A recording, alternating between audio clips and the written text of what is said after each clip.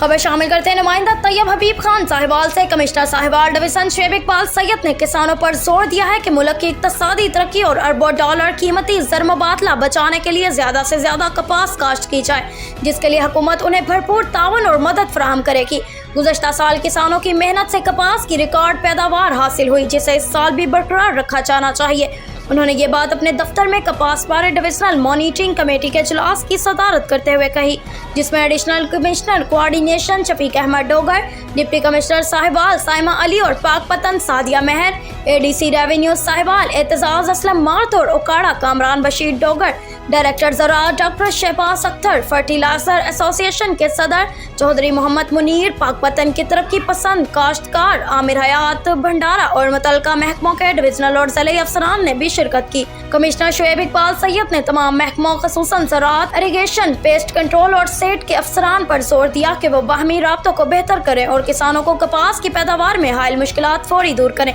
और उन्हें मयारी बीज की दस्तयाबी यकीनी बनाएं। उन्होंने हर तहसील पर बीज की फरोख्त के लिए मॉडल सेंटर बनाने की भी हदायत की।